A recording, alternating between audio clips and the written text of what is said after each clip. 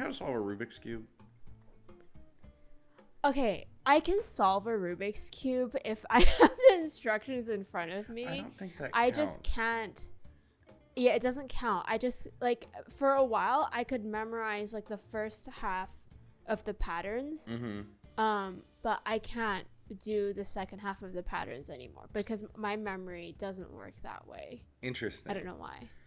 After you learn how to solve a 5x5 Rubik's Cube, you have the theory to solve every iteration of a Rubik's Cube.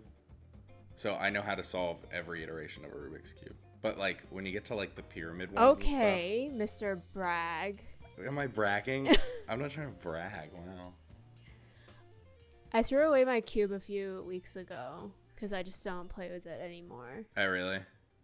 Yeah. I still have a speed cube somewhere. I gotta find it. And then my roommate recently, the reason I thought about it because it's up on my shelf over there. He brought like his, but it's like an actual Rubik's Cube. And what I learned is that like I only know how to solve it because of muscle memory. Like because I can do it with like my fingers. I can't physically turn the sides anymore because like I'll just forget. Like I could not solve it. It took me so long to solve it because I'd get like 3/4 of the way through and then screw up on an algorithm and have to start completely over. And yeah, I think a lot of it has to do with like because your mind is working and what you need is for your hands to work with your brain. Mm-hmm. So if your brain is like way ahead, your hands can't catch up. Yeah, no, absolutely. Yeah, I don't know. Maybe on the next podcast, I'll have my Rubik's Cube and I can just be like... Next podcast, Evan will be solving his Rubik's Cube. But then everybody's going to think I like pre-scrambled it and I'm just like unscrambling it, which I promise is not the case. But yeah, and then anybody else who's watching the 4th episode and when we forget that we said we were going to do this and then we don't do it, maybe we'll do it on the 5th episode. So... And if we forget it on the 5th, we'll do it on the 6th. Exactly. Or maybe we'll never do it. Or maybe we'll both get really into it and start a new podcast about Rubik's Cubes. The future is open. Let's get started. Hello and welcome to the 3rd episode of the Fingerboard Brew. My name is Annie Yan and I'm here with my co-host Evan. Please reintroduce yourself. What's up, guys? I'm Evan and Alce_FB on Instagram. I finally remembered it this time. And then you can also find me at Alce on YouTube as well. And yeah, what are we talking about today, Annie? So today we're talking about a topic that like I really have a lot to say about, honestly. It is the move from YouTube to Instagram. So when the fingerboard scene moved and migrated to Instagram, essentially. But before we get into it, what tea are you drinking today, Evan? I am still drinking my pomegranate tea because I did not go to the city yet. I've been busy. We're actually recording these episodes back-to-back days, and I've been working as well this weekend. So, like, I really have not had time to get down there. But I am going on Tuesday to buy a fish, and I will get tea as well. A fish? Yeah, I need a fish. I'm going to put a fish in this bowl. And then we'll have, like, the podcast fish. I thought you were talking about a fish to eat. I was like, that's a very specific mission. No. Like, to go on. I feel like that's a cultural difference right here when, like, people in America say they're getting a fish. They mean, like, the pet. But, like... I mean, people have fish for pets here, but, like, I just think... I just had dinner, so that's why my brain went to food. I would just, in China, I assume you guys eat more fish than we do.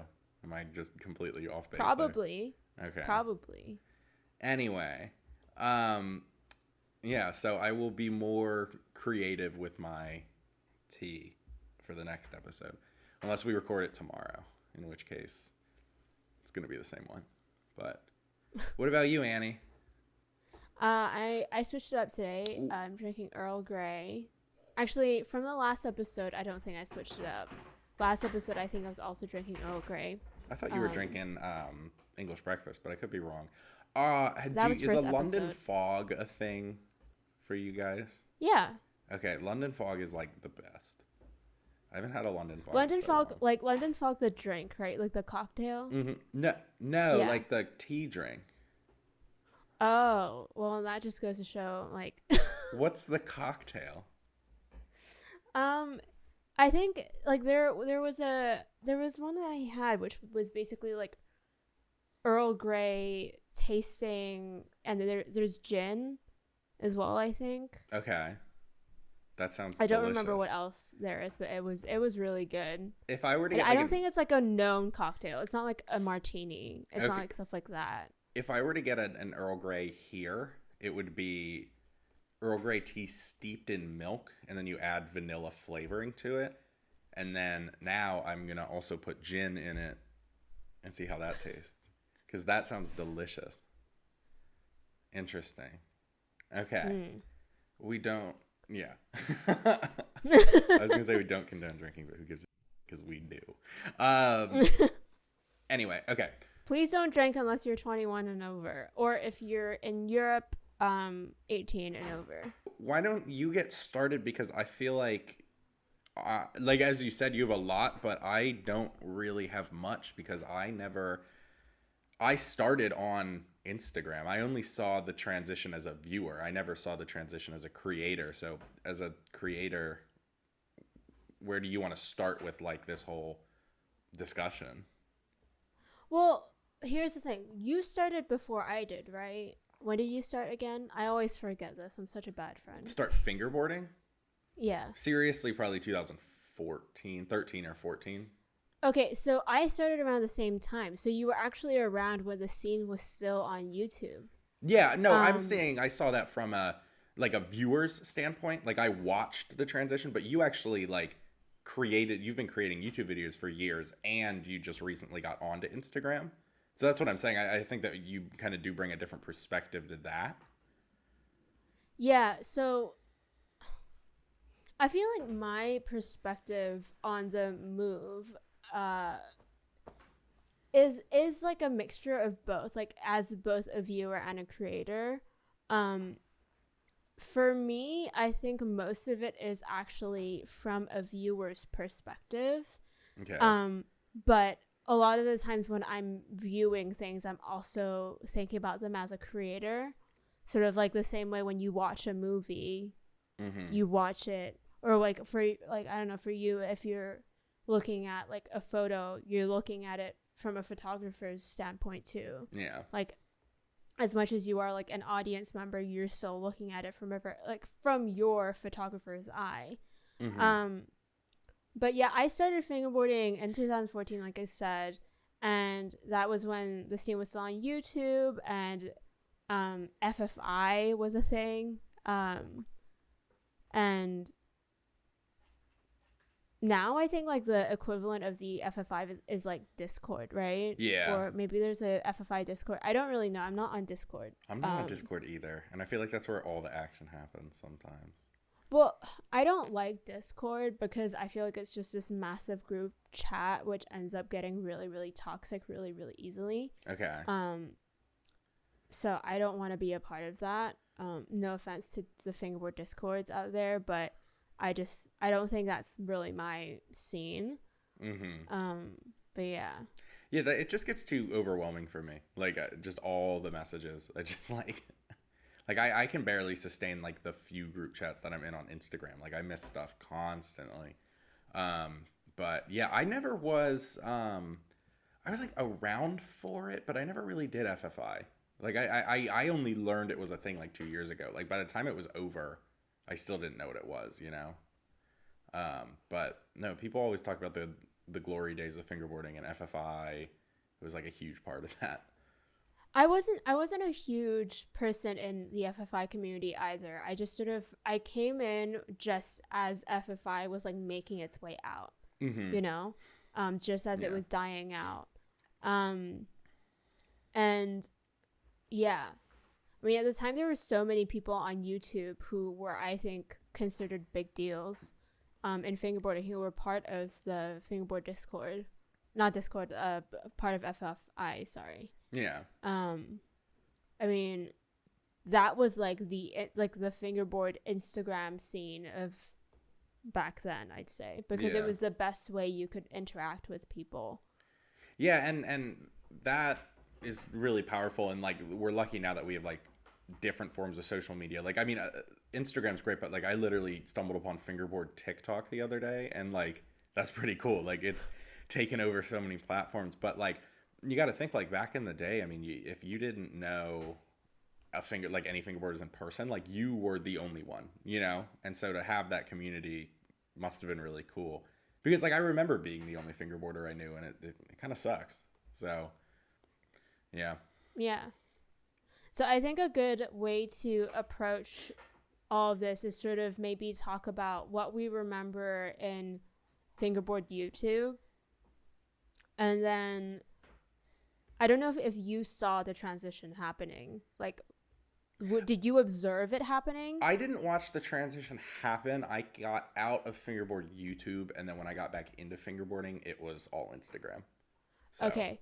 Yeah. So we can sort of maybe talk about that, and then we can talk about Instagram, because I think there are good things and bad things of both, like the YouTube scene and the Instagram scene. And there are also advantages to both. Yeah. Yeah. So. Well, yeah. We can talk about it like that. Yeah, let's definitely then start with the beginning, like you said. I don't know about you, but my first fingerboard video memory was Mike Schneider unboxing the flat face, like the Black River ramps for the flat face site. The freaking humongous unboxing he does in his driveway. My first Mike Schneider video, I think, was his Berlin wood unboxing with the flat face cubes on there, because it was the first like really high quality fingerboard video I had seen, because he has this like really at the time he had a really nice camera, which I'm pretty sure shot like 1080 or 720, and I remember he's wearing a yellow hoodie in it. And yeah, that's what I remember. Like that's the first like fingerboard unboxing I had watched. And really? Then like from then on it was just sort of like a rabbit hole. But you don't know about the huge, I mean, he unboxes like so much stuff. Like 10 loading docks and like his first big mini and like all this crazy stuff. It's awesome. But yeah, I think that's right too, and I think the reason that it kind of set him apart is, like you said, the video quality of the recording set him apart from just like the 360p videos where people were doing like tray flip, accidental 50-50, you know, like that kind of stuff. And he really started to bring a quality to it that we hadn't seen before, at least not as large as it would be today. I mean, everybody who has bought a phone in the past 2 years, honestly, can probably record 4K. Yeah. You know, and like, so that at the time was just that really stood out and really set him apart from what a lot of other people were doing. But yeah, who do you remember to be like the big fingerboard YouTubers? Some people that come to mind, obviously, Taylor Rosenbauer was like a huge person at the time, and big inspiration of mine, at least, because he like would shoot the monolight on top of the park and then have like the complete blacked out background, which inspired how I film today. And you know, that kind of speaks to like he brought a level of filmmaking to fingerboarding that we hadn't seen before, because he was doing like unique camera movements and he had phenomenal lighting, and I thought that was really... He was also part of like the Disney motion stuff, which I thought was really, really cool. Yeah, he did. That was awesome. I learned how to kickflip nose grind because of that tutorial. There's one of the tutorials. And then Ryan Bernier from Loft, he's one of the most talented fingerboarders I've ever seen. There was Gary Chin, who taught so many people how to ollie and kickflip and impossible. And then I used to watch a lot of my buddy David's videos, like airflow stuff. He was pretty active on YouTube towards the beginning there. He used to do the tours and stuff like that. But yeah, what about you when you think about starting out? So obviously the ones that you were talking about, Fingerskate Selective. Now in HD. Now in HD. His intros, I don't understand how he had that much energy. Yeah. Um and then Vicious. Oh yeah. Vicious 27, which is it Vicious 274?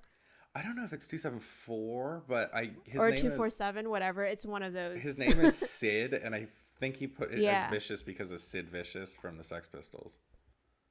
Because he says something like, hey, what's up, everyone? It is Sid, aka Vicious 274, and today I'm back with a review or something like that. And yeah, it's just like iconic.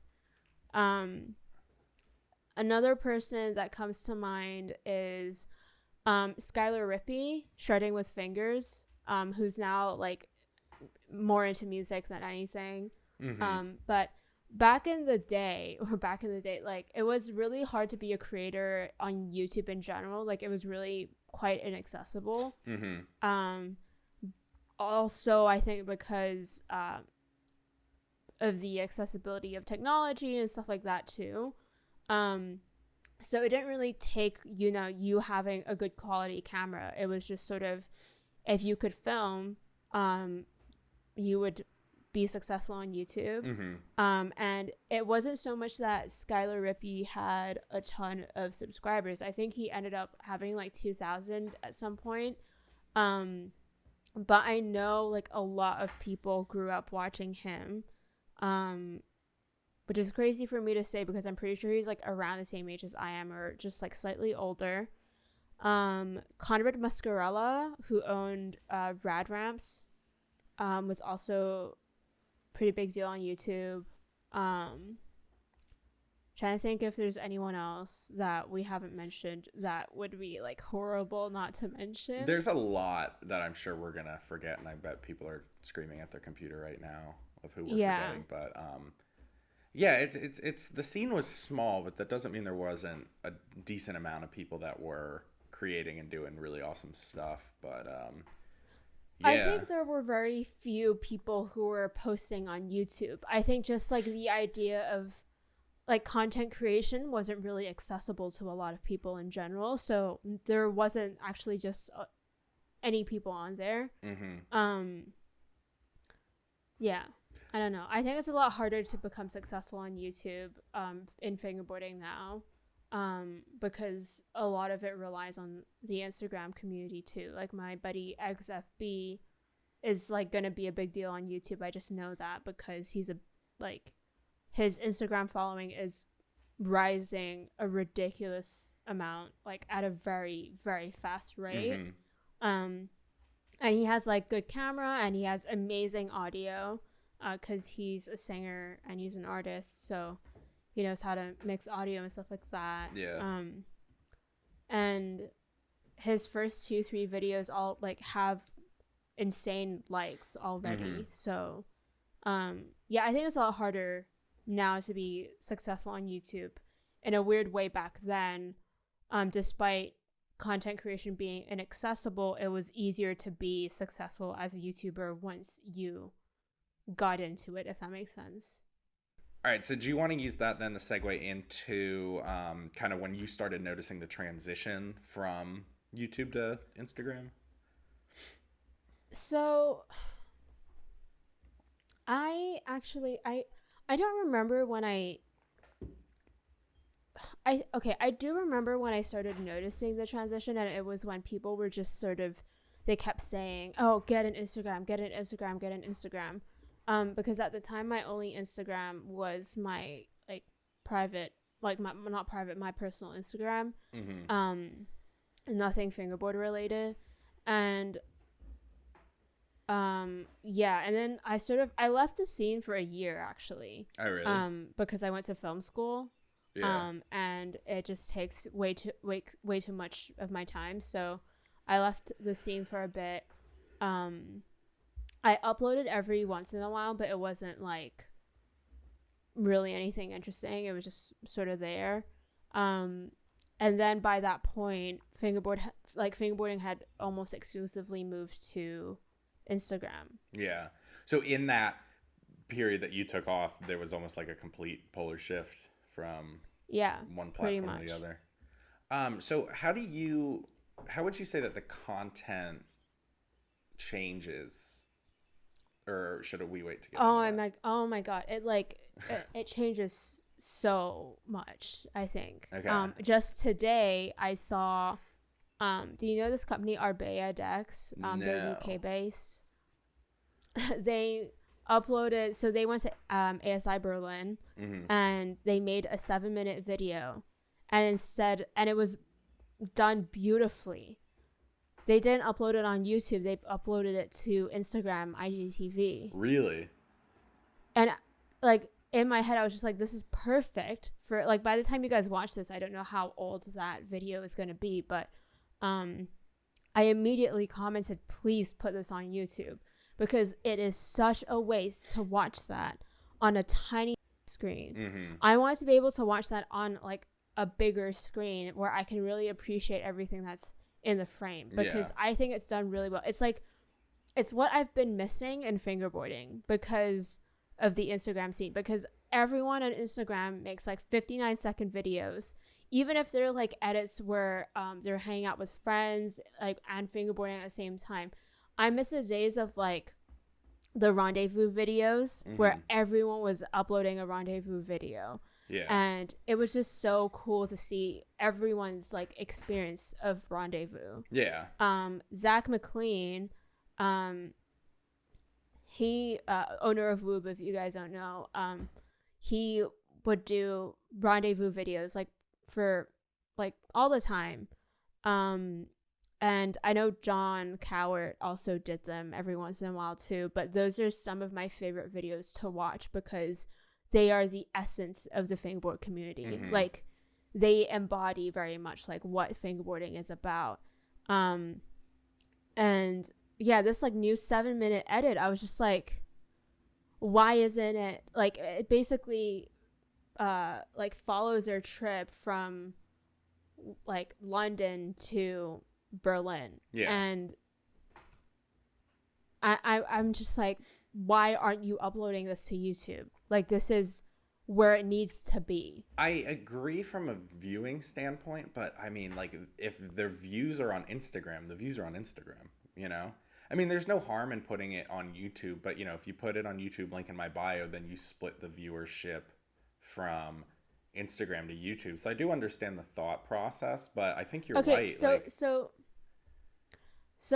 no, sorry, continue. Well, no, that's what you're right. Like, a video like that does deserve to be viewed on a bigger screen and on YouTube, but I understand why they didn't put it there, because some people kind of don't, you know, like, it's the same reason I don't post my edits on Instagram. Like, I want the viewership to come from one platform instead of be spread across two. So the way I would counter that point is, I want you to imagine that, you know, I'm I don't know, like maybe like a fashion film person on Instagram, and I got famous on Instagram. Gotcha. Let's say that's a thing. Yeah. If I make a short film, Yes. are you going to say that I should upload it on YouTube, or should I upload it on IGTV? I think that you should. Okay, if Edgar Wright made a short film, are you going to say upload it to IGTV, or are you going to say upload it to Vimeo or YouTube, whatever? Well, the whole filmmaker and Vimeo thing gets under my skin for no reason, but that's a whole different discussion. Every short filmmaker is like, yeah, check out the link, here's the Vimeo, and I still don't understand why. Okay, the reason why is because so if you and I work on the same set, if you are my DP, for example, and I'm directing, and I upload the video, and I upload the short film, if you upload the exact same short film, your video will get taken down. But on Vimeo, there can be like redundancy. Yeah, because Vimeo understands that different people like work on the same set. Vimeo, I apologize and for all the YouTube mean is just things. an issue of copyright. I apologize You're like, for oh, all the mean finally, things. like with one explanation. No one's ever been able to explain that to me, though, because like I'll be like, why do you use Vimeo? And it's like, oh, well, because it doesn't have an upload limit. I'm like, neither. I mean, YouTube's That's just like false. 24 hours. Yeah. So also with Vimeo, I think the way it reads footage is also very different. So a lot of the times 1080 on, so up until, this is like a whole separate round that you do not put it in, but because I think this is really good for like maybe a different episode. But on YouTube for the longest time, my 1080p videos were actually 720p. Really? Because they weren't they just weren't, like, YouTube does not encode it properly. I don't know why. Vimeo, on the other hand, is 1080 is 1080. Okay. Freaking Apple makes a YouTube 5K. is so weird. Apple makes a 5K iMac, but Safari only supports 1080p, which is so strange to me.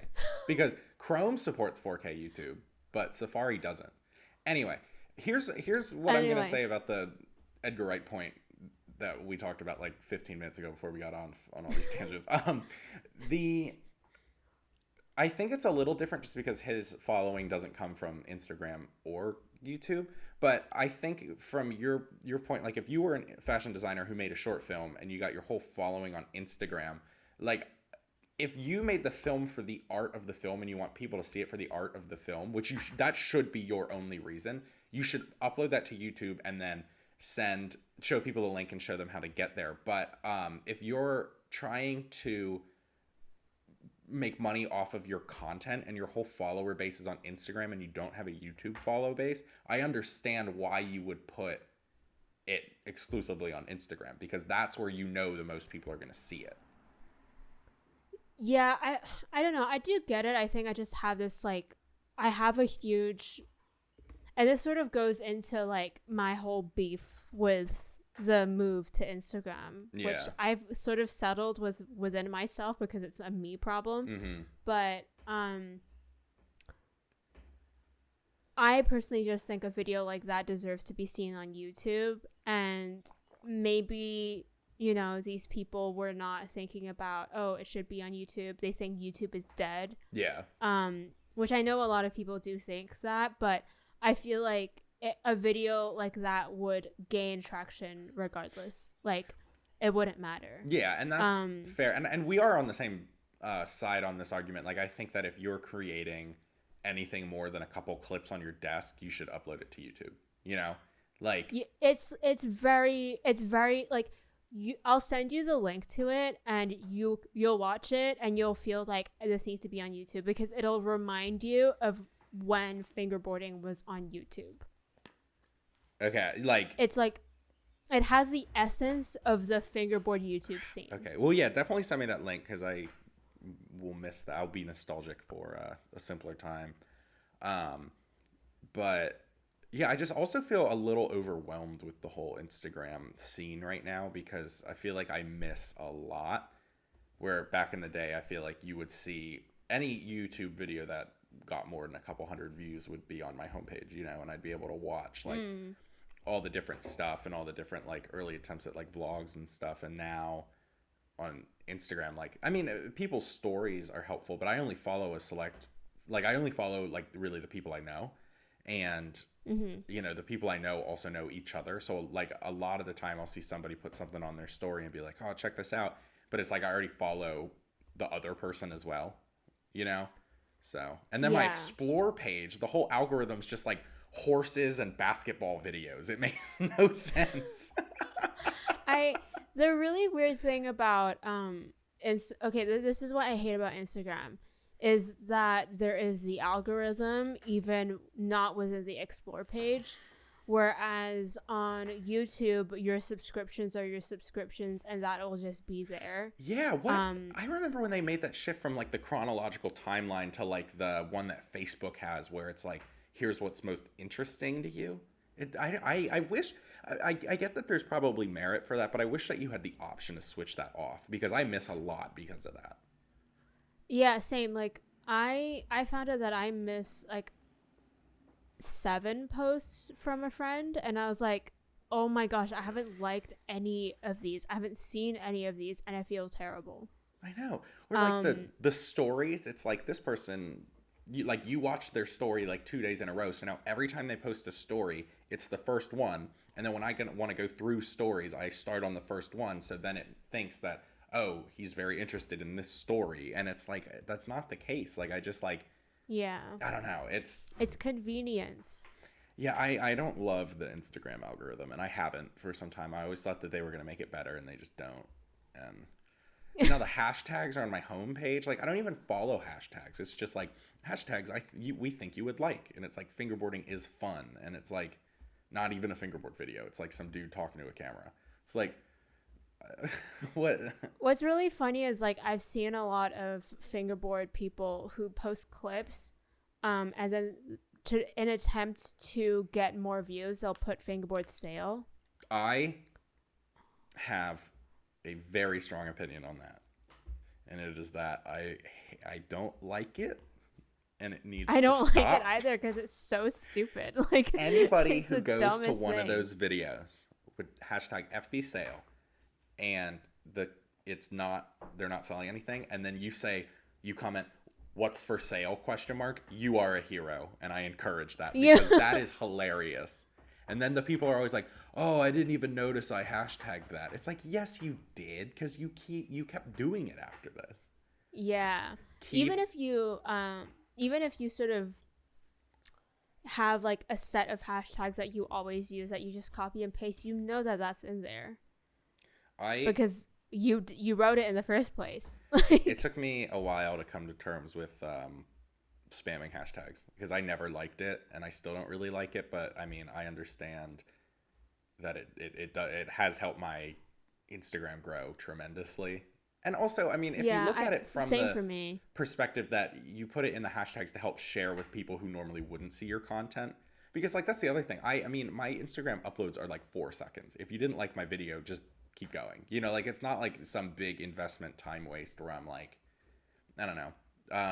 So I wasn't gonna do hashtags, but I did, and I have noticed an increase in followers, like with a direct correlation to using the hashtag. So I do that, but I'm not necessarily the most proud of it because I used to hate when people did that. For the longest time, I hated people who did that, but I think in the fingerboard community, it's not necessary, but I think it definitely works. Yeah, no, absolutely. And again, like I'm not doing it for any reason other than to have a better opportunity to share my content versus like doing it to gain something. I am not ashamed to say like I put the hashtags in there because I want more people to see my stuff. Mm-hmm. Like I think I work hard on whatever it is I post, and it sucks when it doesn't reach like all my followers.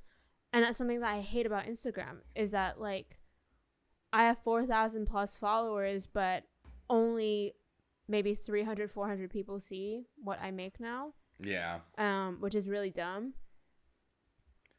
Yeah, I also hate that argument. I was gonna make the joke, but now the time's passed, so it's just gonna sound mean. Where people are like, "Oh man, you have such a nice camera. Like your videos are so good because you have such good gear." It's like, no.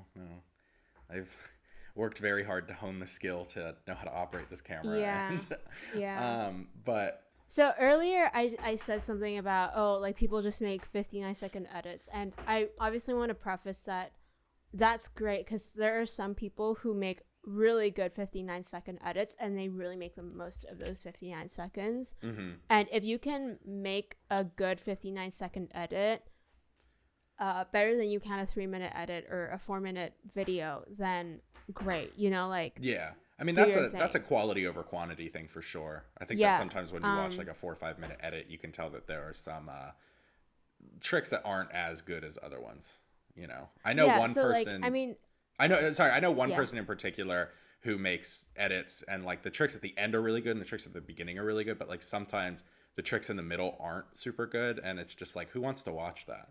And that's me. I'm the guy who does that. I want to use the whole song. But I'm not amazing at fingerboarding. So it's like, okay, that's the third kickflip backflip you did in the video. Anyway. It's like, I don't know, like in filmmaking, and actually specifically like the commercial making industry, it's like less is more in general. So yeah, absolutely. like a 10-second ad will do better than a 30-second or 1-minute ad. But that's like a whole separate tangent. Yeah. But yet there's nothing wrong with the 59-second edit. I just much prefer when things were on YouTube. Like, aside from the fact that it's longer and there's more to appreciate, there's also the fact that like you can save the videos on YouTube. Like, I have a whole playlist and it's called Fingerboard Classic Cinema. And you can find it on my channel. I'm just Annie Ann on YouTube. But that's just like all these videos that really inspire me to fingerboard. Like, if I'm filming for anything in particular and I want to make it a long edit, I'll watch that playlist that morning and I'll get into fingerboarding. I'll like warm up and then I'll like actually start filming. Yeah. But I miss those types of days. Like, there are a lot of 59-second edits, which I wish were on YouTube because I just want them there for me to watch. And you can watch like Instagram stuff on your computer, but it's just it's a bit of a hassle, and it's such a first world problem, but it is a bit of a hassle to like have to like sift through the feed and like, you know. And it's so competitive too. Like, well, not, I mean, competitive might not be the perfect word, but like people are always putting out 59-second edits. Where before, like your YouTube, you had an upload schedule. Where now it's just like, I mean, there are people that put out like crazy clips every single day, and it's hard to keep up sometimes. Well, yeah, because now like you can film, if you're filming with an iPhone, I don't know how it works with an Android, but you can film your clip, cut it down, and then immediately put it onto Instagram.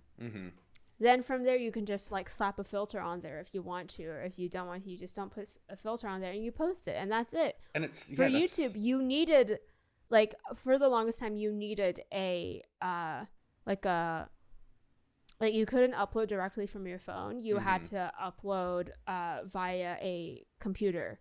So you had to actually like edit everything down on a computer. Yeah, there was like a whole workflow to it. Like, take the card out of the camera, put the card, you know, like you had to physically like do that. It wasn't just, and like, you know, you have to actually be bothered. When I started my Instagram, part of me wants to delete it so my whole brand is like normal, but the other part's like if you look at my posts in 2018, they're so funny, and it's just like, because I didn't really want to do anything with the account at the time. I just want to put out clips, but it's literally, you set the phone down, you record, you trim out all the attempts, you add a little bit of the ramp slow-mo, and then it's on Instagram. And yeah, like, it was just like so simple. And now it's like I put in hours and hours into making my Instagram clips, and you know. Yeah, sometimes I'll get a message from Evan being like, I just spent 2 hours trying a trick, and then it's a photo of him like all sweaty. Yeah, the trick that, he's like, help me. The ender for my newest part was 2 hours and 15 minutes, and I was like I couldn't see. Like, I was like, my vision was blurry, and I was just like I will never ever ever do that again. Like, it's not worth it. But anyway.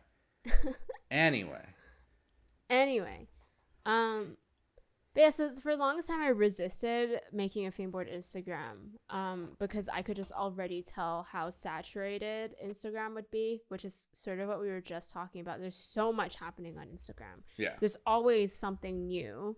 I very rarely scroll to the point where it's like you're all caught up, and I don't follow nearly as many people as I follow on my personal Instagram. And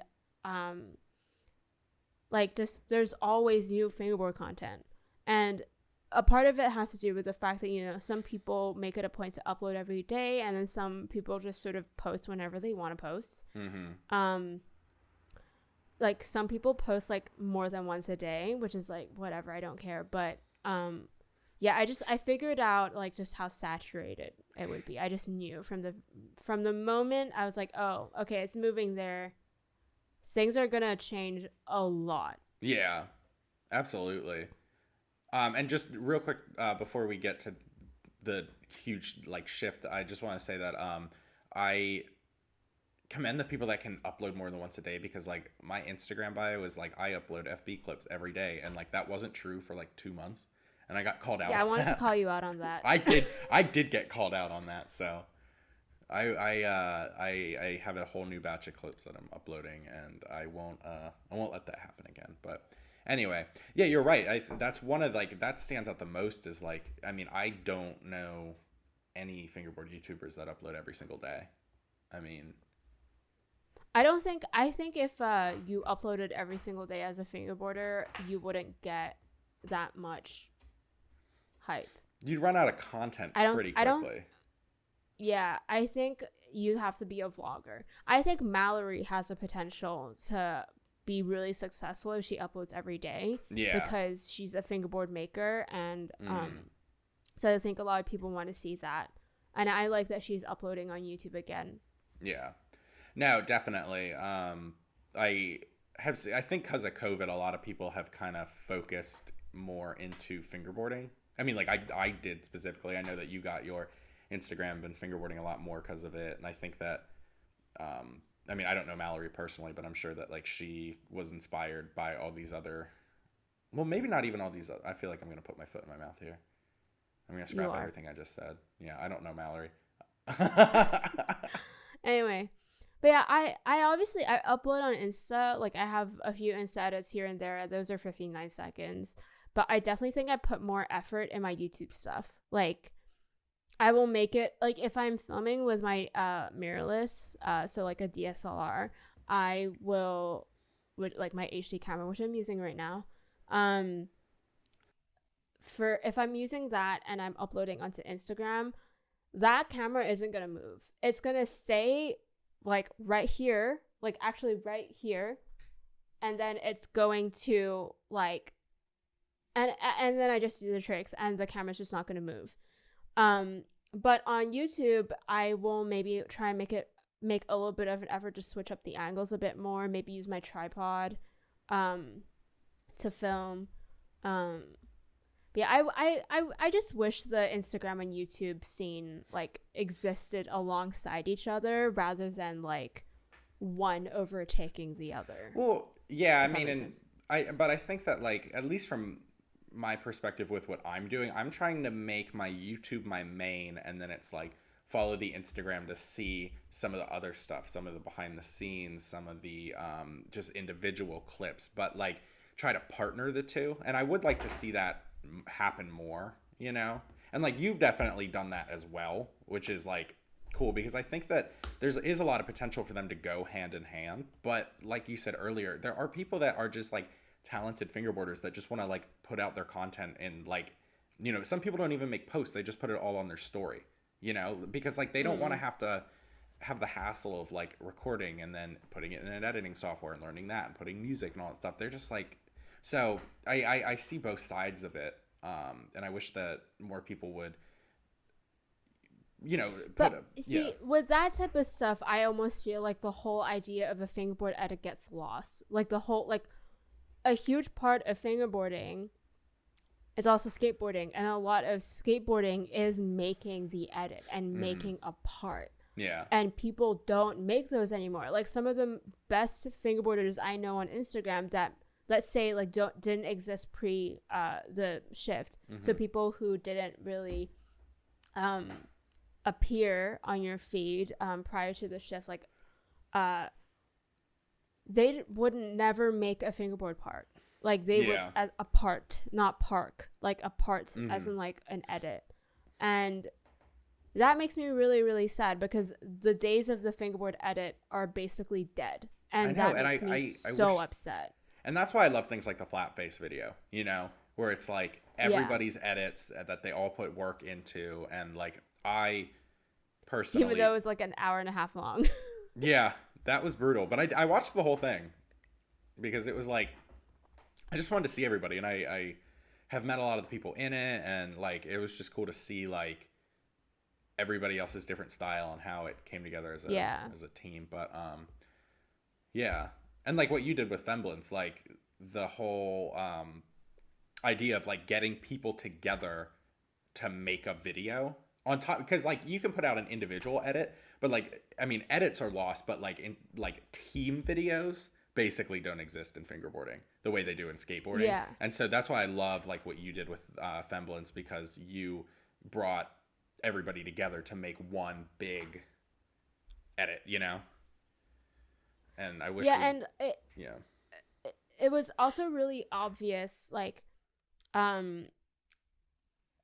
who had been in the scene longer than others. I think my like two of my favorite parts, I mean honestly all of them were amazing, but Kata's part and Yana's parts were both amazing. Yana's part was so good. Like, it was so good. Shout out to Switchcraft. Absolutely. But yeah, so Yana's, like, I've said this before on the Fingerboard Popcast. Also, shout out to you.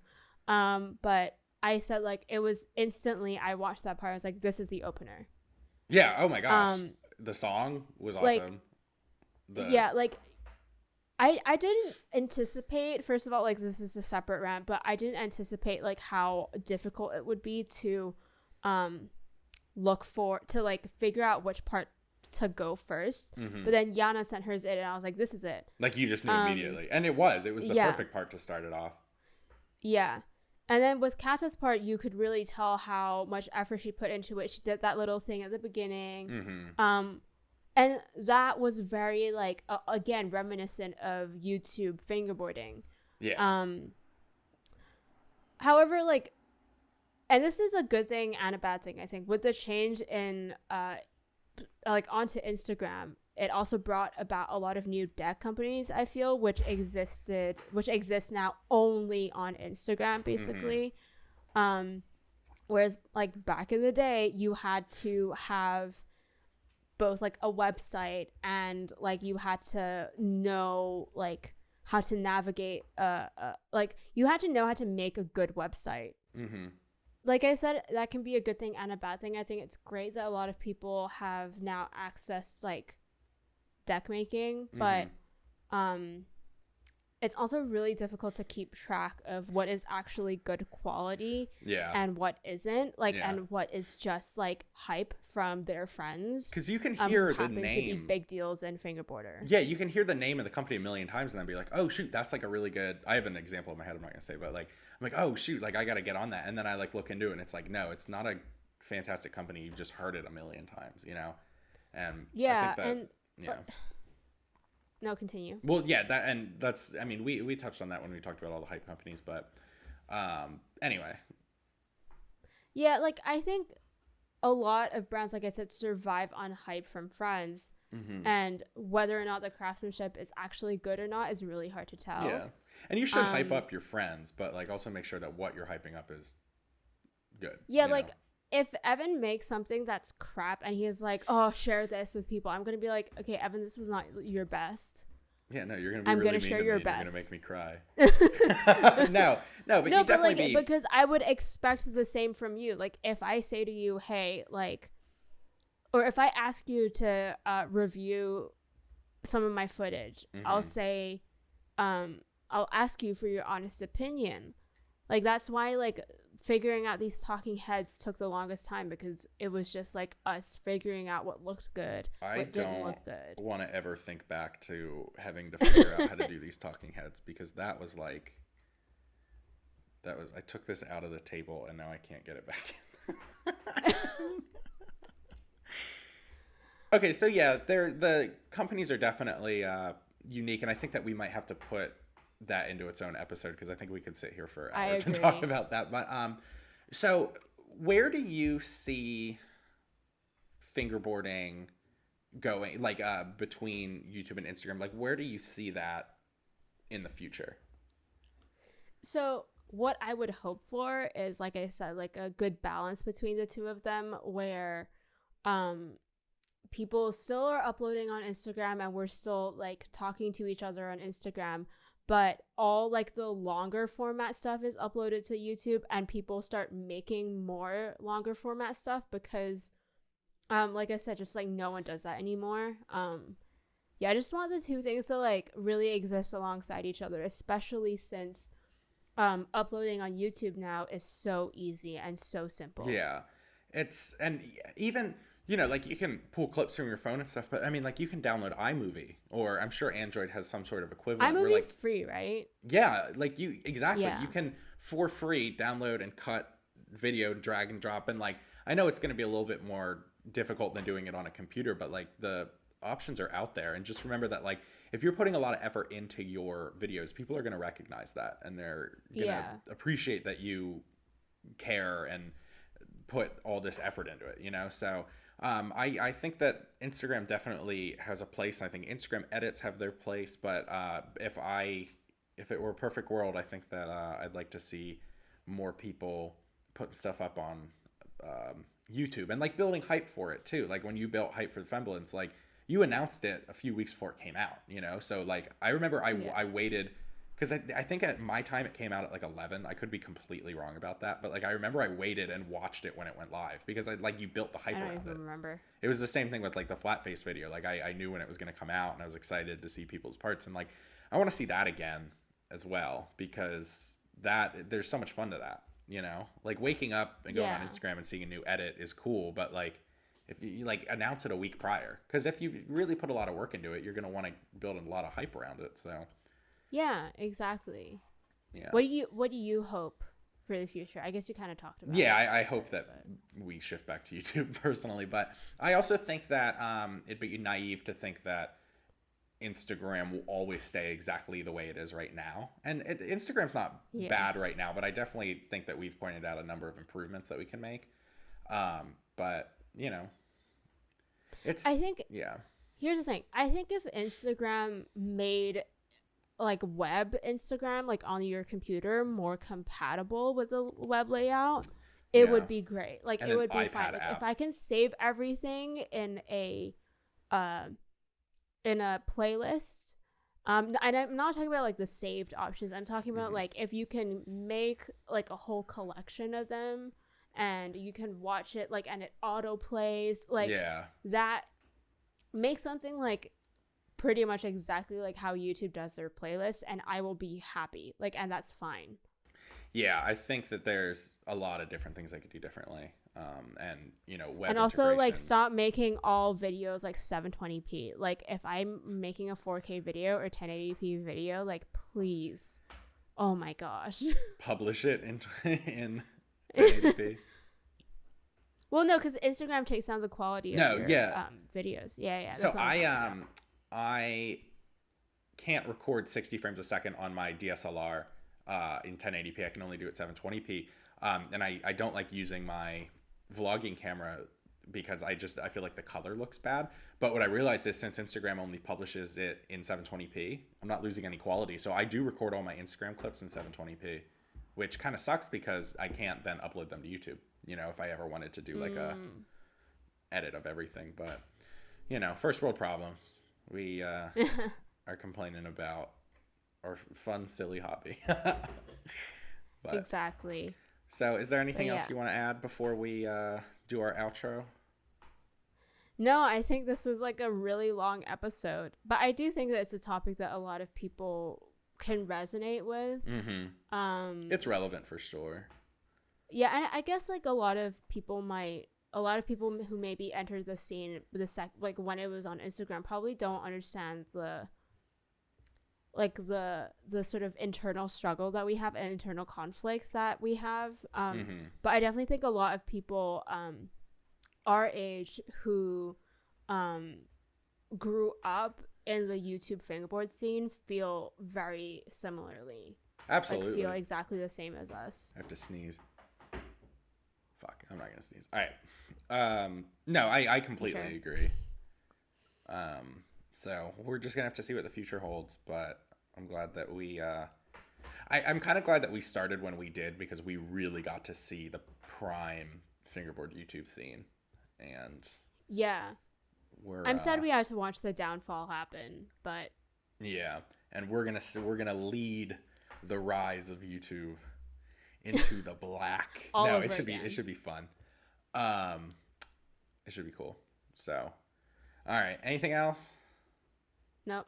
So thank you guys so much for listening. We also have a video version of this podcast. You can find us at the Fingerboard Brew on YouTube. You can also find us at the Fingerboard Brew on Instagram. And am I missing anything? I feel like I'm missing. I don't think so. So we're on Spotify and on Apple Music, I think. If we can get the kinks to work out. Right now we aren't. To follow. Yeah. But don't forget to follow both Evan and I on Instagram as well. Separately, I'm AnnieAnnFB.mov and he is Alice_FB. But yeah, on the Instagram, the Fingerboard Brew Instagram, we post a lot of behind the scenes stuff that goes on. So be sure to follow that if you want to see some extra content. Absolutely. So thanks again for watching, and we'll see you in the next podcast. See ya. Or listen to our voices in the next episode.